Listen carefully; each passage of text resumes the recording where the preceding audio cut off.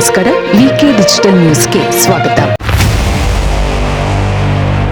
ನಮ್ಮೆಲ್ಲ ವೀಕ್ಷಕರಿಗೆ ನಮಸ್ಕಾರ. ವಿಕೆ ಡಿಜಿಟಲ್ ನ್ಯೂಸ್ಗೆ ಸ್ವಾಗತ. ನಾನು ಸಂಧ್ಯಾ. ರಾಜ್ಯದಲ್ಲಿ ಕ್ಷಿಪ್ರ ರಾಜಕೀಯ ಬೆಳವಣಿಗೆ ನಡೆದಿದ್ದು, ಇಂದು ಮಧ್ಯಾಹ್ನ 3 ಗಂಟೆಗೆ ರಾಜೀನಾಮೆ ಕೊಡುವುದಾಗಿ ಸಿಎಂ ಸಿದ್ದರಾಮಯ್ಯ ಘೋಷಣೆ ಮಾಡಿದ್ದಾರೆ. ಇಂದು ಮಧ್ಯಾಹ್ನ 3 ಗಂಟೆಗೆ ಲೋಕಭವನಕ್ಕೆ ತೆರಳಿ ರಾಜೀನಾಮೆ ನೀಡುತ್ತೇನೆ, ರಾಜ್ಯಪಾಲರು ಇಲ್ಲದೇ ಇದ್ದರೆ ಅವರ ಕಾರ್ಯದರ್ಶಿಗೆ ರಾಜೀನಾಮೆ ನೀಡುವುದಾಗಿ ಸಿಎಂ ಸಿದ್ದರಾಮಯ್ಯ ಮಾಹಿತಿ ನೀಡಿದ್ದಾರೆ. ಸದ್ಯ ರಾಜ್ಯಪಾಲರು ಬೆಂಗಳೂರಿನಲ್ಲಿ ಇಲ್ಲದೇ ಇರುವುದರಿಂದ ಸಿದ್ದರಾಮಯ್ಯ ಸಿಎಂ ಸ್ಥಾನಕ್ಕೆ ರಾಜೀನಾಮೆ ನೀಡುವುದು ಸಾಧ್ಯವೇ? ಅವರ ಮುಂದಿನ ಆಯ್ಕೆಗಳೇನು ಎಂಬ ಪ್ರಶ್ನೆಗಳು ಮೂಡಿವೆ. ರಾಜ್ಯಪಾಲರು ಲೋಕಭವನದಲ್ಲಿ ಇಲ್ಲದಿದ್ದರೂ ಗವರ್ನರ್ ವಿಶೇಷ ಕಾರ್ಯದರ್ಶಿ ಬಳಿ ರಾಜೀನಾಮೆ ಪತ್ರ ನೀಡಲು ಮುಖ್ಯಮಂತ್ರಿಗೆ ಸಾಂವಿಧಾನಿಕ ಅವಕಾಶ ಇದೆ ಎನ್ನಲಾಗುತ್ತಿದೆ. ಸಚಿವ ಜೊತೆ ಸಿಎಂ ಸಿದ್ದರಾಮಯ್ಯರಿಂದ ಬ್ರೇಕ್ಫಾಸ್ಟ್ ಮೀಟಿಂಗ್ ಮಾಡಿದ್ದು, ಸಿಎಂ ನಿವಾಸ ಕಾವೇರಿಯಲ್ಲಿ ಬ್ರೇಕ್ಫಾಸ್ಟ್ ಸಭೆಗೆ ಡಿಸಿಎಂ ಡಿಕೆ ಶಿವಕುಮಾರ್ ಆಗಮಿಸಿದರು.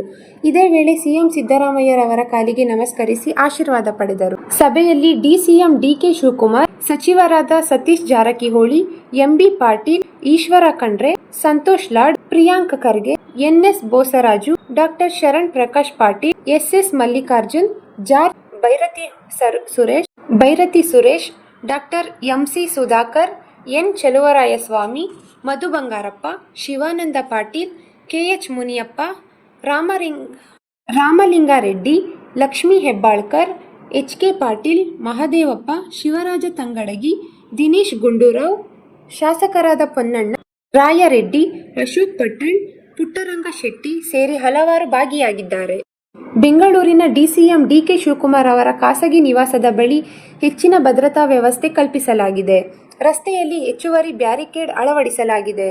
ಪೊಲೀಸ್ ಕಬಡ್ಡಿ ಟೀಮ್ ಸೇರಿದಂತೆ ಹೆಚ್ಚುವರಿ ಪೊಲೀಸ್ ಸಿಬ್ಬಂದಿ ಕೂಡ ನಿಯೋಜಿಸಲಾಗಿರುವುದು ಕಂಡುಬಂದಿತ್ತು.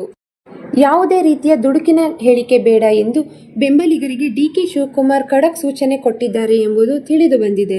ಹೈಕಮಾಂಡ್ ನಾಯಕರು ನನ್ನ ಜೊತೆಗೆ ಏನು ಮಾತನಾಡಿಲ್ಲ, ಎಲ್ಲವನ್ನೂ ಮುಖ್ಯಮಂತ್ರಿ ಸಿದ್ದರಾಮಯ್ಯ ಜೊತೆ ಮಾತನಾಡಿದ್ದಾರೆ.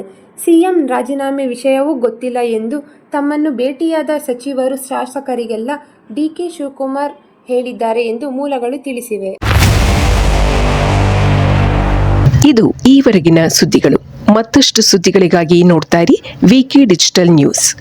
ವೀಕ್ಷಕರೇ, ವಿಕೆ ಡಿಜಿಟಲ್ ನ್ಯೂಸ್ ಯೂಟ್ಯೂಬ್ ಚಾನಲ್ ಅನ್ನು ಲೈಕ್ ಮಾಡಿ, ಸಬ್ಸ್ಕ್ರೈಬ್ ಮಾಡಿ ಮತ್ತು ಹೆಚ್ಚಿನ ಜನರಿಗೆ ಶೇರ್ ಮಾಡಿ.